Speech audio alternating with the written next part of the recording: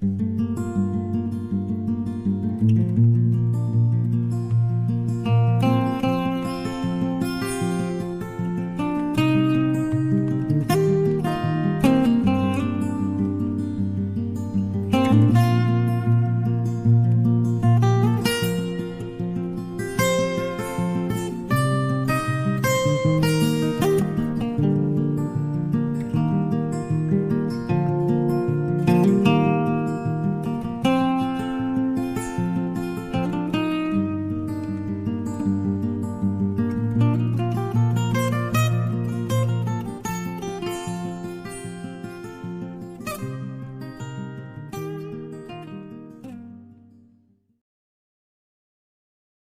folks, it's your old buddy Luke Clayton, and welcome to this week's Sportsman's Life. Mr. Omar Cotter with me right here. I've known Omar for how many, 25 years? Probably at least. Before I started guiding, it's just neat to meet you with some shows and stuff. Well, Omar has guided still guides at Lake Grapevine. We're down at Tawakoni, and the sand bass, the white bass have been going absolutely nuts. They have. It's been fantastic. We're going to try to catch some, aren't we? We are. We're going to do our best. And the thing is, we're going to get out there early and use the binos to look for them along where they've been schooling at. And if that doesn't work, then we're going to go back to slabbing. And one of the things I want to try now, we're using RSR slabs. We're using them with the stinger hook. But we also, Rapala just picked me up. I'm on their VIP program. I'm on their pro staff. And they've got this thing called a jigging rap. And it's actually for ice fishing. You've told me about it. And it's the funniest thing. I had the Rapala rep out here, and I'm looking through the bag of stuff he brought, and I'm thinking, man, this ought to work. Because it's heavy. It's jigging wrap. Jigging wrap. It's like an ounce bait. I saw some tied on the rods up there. Right. So. And they're really cool. They got 3 hooks. They got one in the front, one in the rear, and then they've got a treble hook in the middle. Yep. So these fish are probably going to get stuck. One way or another. And then, then later in the day, I'm just guessing what could happen, some little trolling action too with a hellbender. Definitely. And a couple of trailers might do that too. Absolutely, because what'll happen is those fish will school, and they'll be pretty easy to get when they're doing that. Yep, you know where they're at. But the problem later on in the day, they start working structure. They'll just swim up and down that structure. And if you're trying to fish the school of fish, you're not going to be successful. So what you've got to do is you've got to fish the structure that they're holding to, that they're moving up and down. And trolling is absolutely the best way to cover a lot of ground and have baits in the water and put fish in the bones. And catch 2 at a time sometimes. Yes, sir. You sure Omar can. Cotter. Sometimes 4 at a time. We got 2 rods in. It can happen. At the end of the show, we're going to leave your contact information. But the website, Omar Cotter, everybody knows Omar in North Texas, but Luck of the Irish. Yeah, Luck of the Irish, no F. It's luckoftheirish.net, and then we're also on Google. We got a Google listing. Yep. We've got tons of reviews there. We've got Facebook, and we've got Instagram. We've got a TikTok channel. We got YouTube, all kinds of stuff. We're giving a trip away on our YouTube channel, so if you get a chance, go by there and look at that. And we'd love to have everybody enter because we're giving away a trip for up to 5 people for a half day with me. It's so much fun. It will be. Omar, what do you say we get the boat in the water and go catch some fish? You ready? Okay, Mr. Omar, show us what we're going to be catching these fish on. Well, we've got the Irish minnow here, and this is from RSR Lures. Let's take a good look at that. And yeah, Irish minnow, named Luck of the Irish. Luck of the Irish. I told him I wanted this bait, and he made, I described it to him, and he made it. And he never sold it to the public. And then I'm like, why are you not selling that to the public? This is a great bait. But I'm telling you right now, those 3D eyes, they make a world of difference on catching fish. I really, truly believe they do.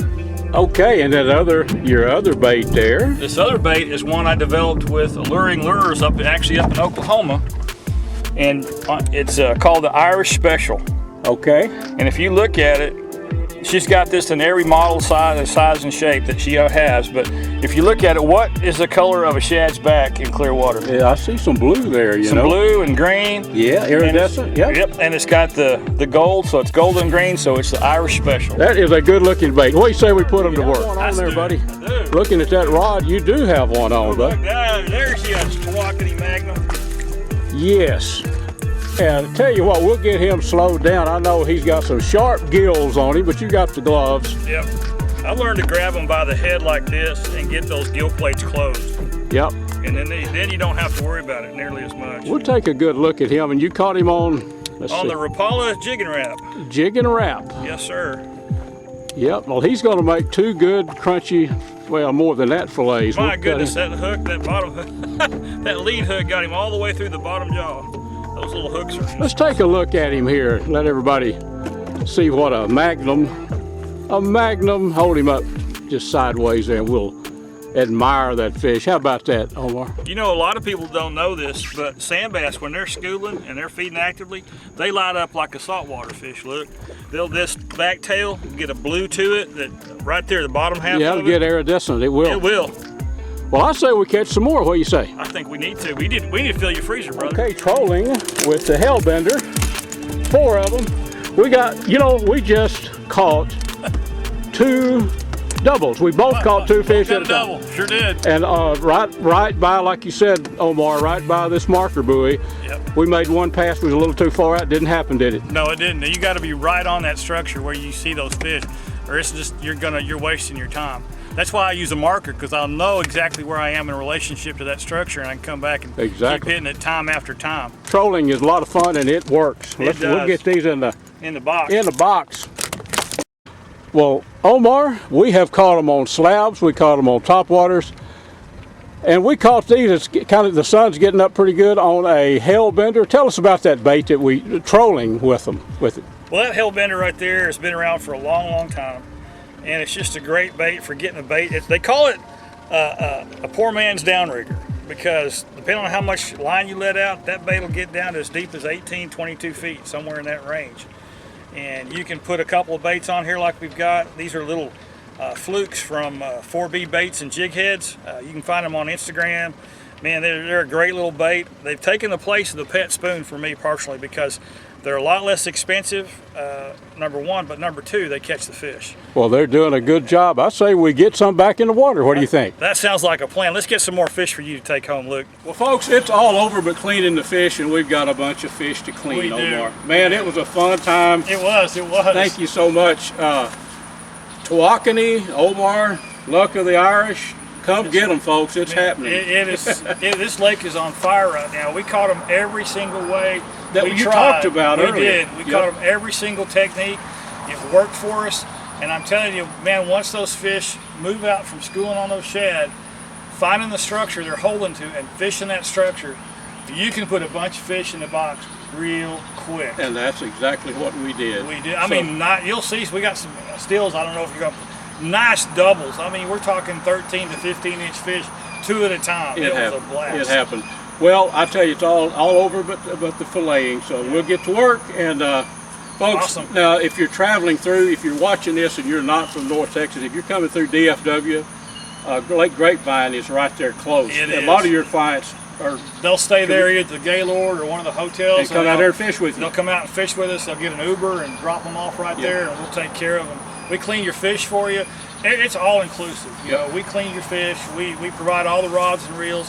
All you got to do is show up and have a good time and relax. And get in touch with us. It's 817-937-8755, or on the web at luckytheirish.net, and all the social media.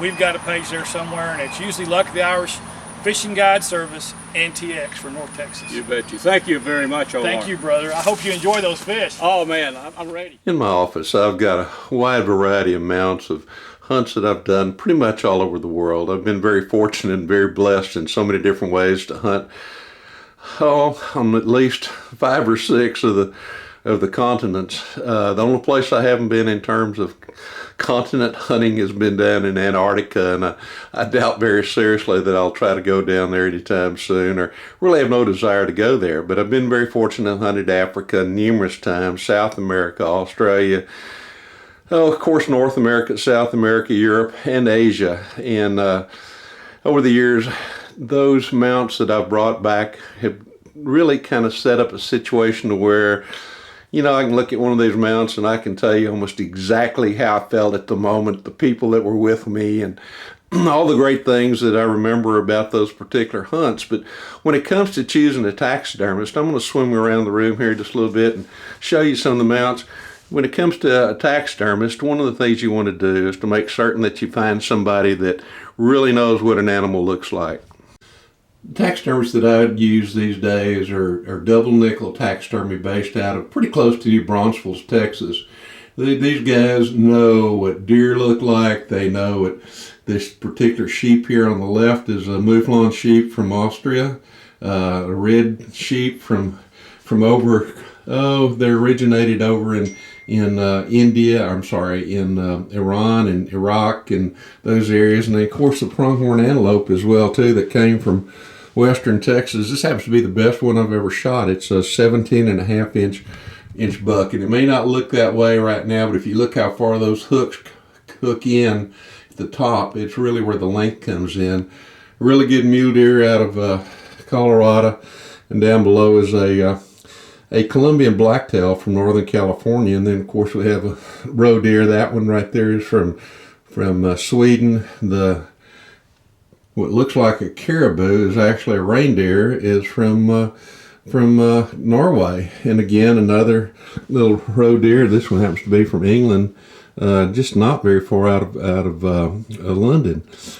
All these animals that are in here are special to me as far as I'm concerned. And again, when I look at these mounts, they allow me to simply just remember every little detail that there was involved, such as these two Spanish ibex, and next to it is a Sitatunga from Uganda. And then there's a variety of other small animals there as well, too, from different parts of the world. And of course, then going right back to the mule deer, and a painting by Don Keller, a very dear old friend of mine who unfortunately passed away not too long ago, and who was one of the great artists as far as I'm concerned when it comes to whitetail deer, but also somebody who illustrated my first book, The Fair Flat Philosophy, a book that I did with Fire Press back in '95. But in choosing the taxidermist, look for one that really knows what an animal looks like, pays attention to detail such as around the eyes. The ears can tell a story. Every one of these, if you'll notice, has, some of them are pointed forward, some of them are pointed backward, some of them are kind of at rest. Sometimes there's one that's got an ear pointed forward and another one that's pointed backwards. So it's just kind of a natural situation. But if you're going to use a taxidermist, spend a little time with that taxidermist before you go on a hunting trip.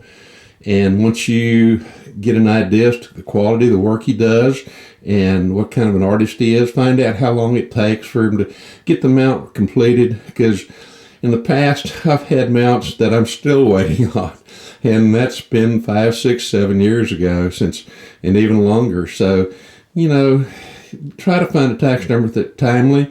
It's one of the reasons I like the guys over at Double Nickel Taxidermy. They do such a fantastic job in terms of the mounts that they do, the quality they do, how long lasting those mounts are, the expression they put into those individual animals. And it really makes the difference. You want to have a nice mount that's going to last for a long time when you put it on the wall, and or in my instance here in my little office. Even fish happens to be a fish I caught in Colorado, cutthroat, years and years ago on a fly rod. But these, even fish, to me, the best kind of fish mounts are the reproductions that they do. They used to skin them out, and then over a period of time, they would kind of start losing their color and losing the skin, and the fins would start going apart. So, to me, I really like the ones that have really kind of just replicas, take very good measurements as far as length and girth and pictures, and with their painting, they can reproduce those colors almost exactly as to what that fish looked like whenever it was taken out of the water. Well, hello friends, welcome to A Sportsman's Life. Jeff Rice here. We're gonna hike down the trail. We got the bow here. See if we can't put the smack down on a hog tonight. So, beautiful night, a little bit warm, 83 degrees right now, but a quiet night. I've had a lot of rain out here, but we're gonna go give it a try. So, let's go get in the blind.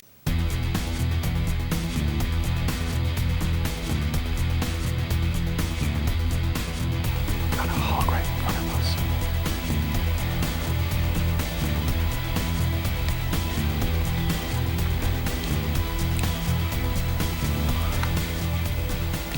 Alright, we gotta go get set up.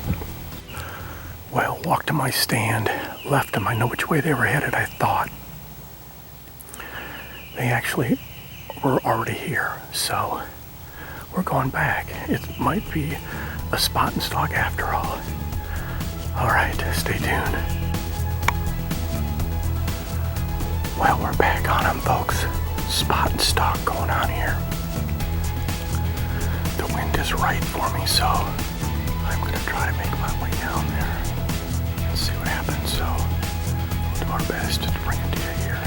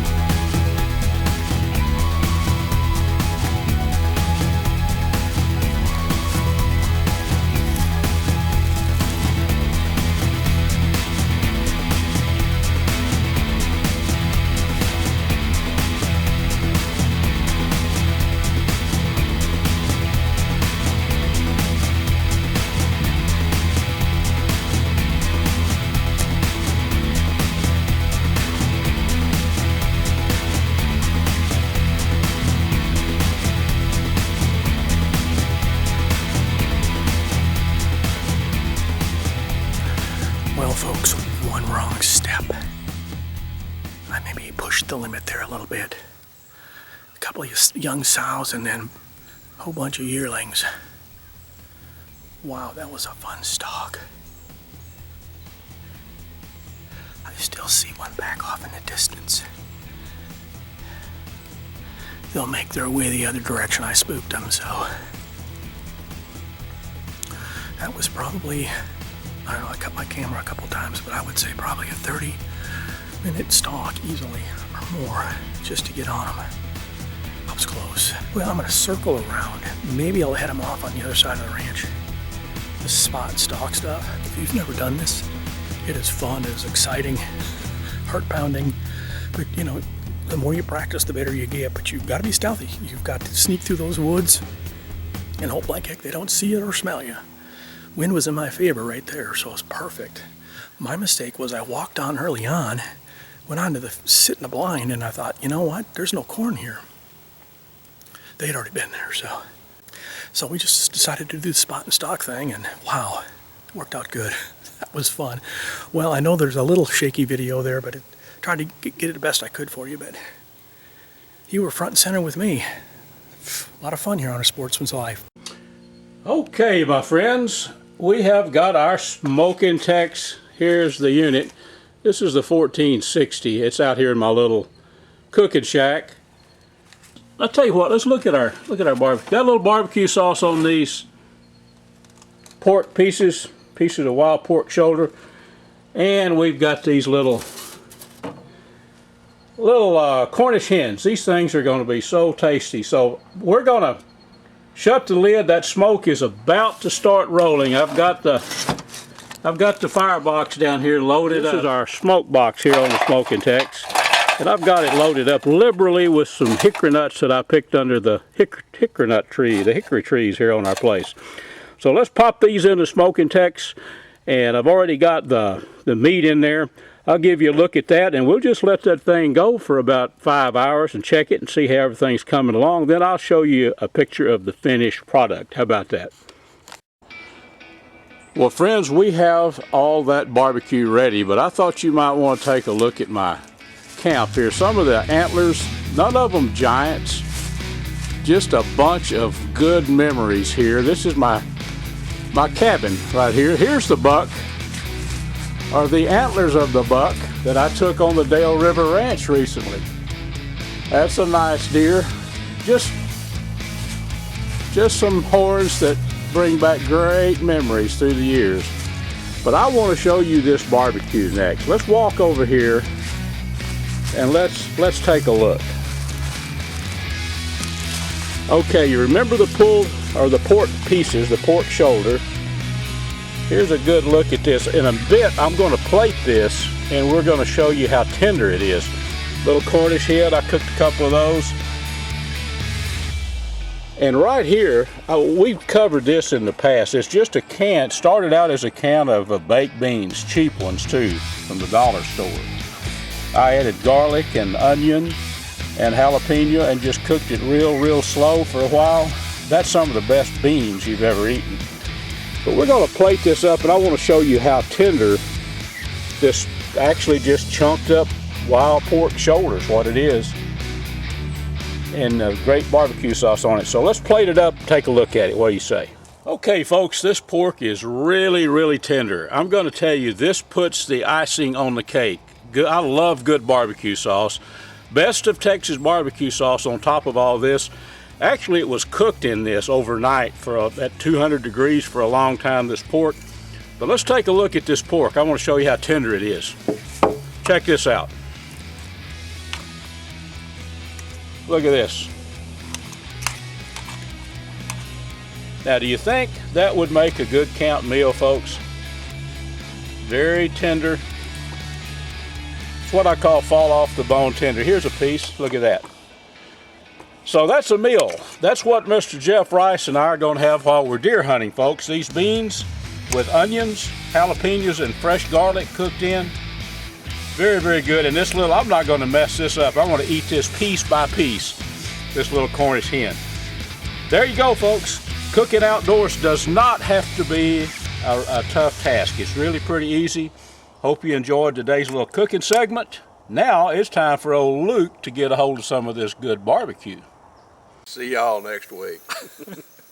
And a special thanks to these fine sponsors: Air Force Air Guns, B&B Charcoal, Dallas Safari Club, Hornady, Pyramid Air, Nielsen Specialty Ammo, Sightmark, Smokin' Tex, Snap Block Hunting Blinds, Texas Raised Hunting Products, and Striper Express.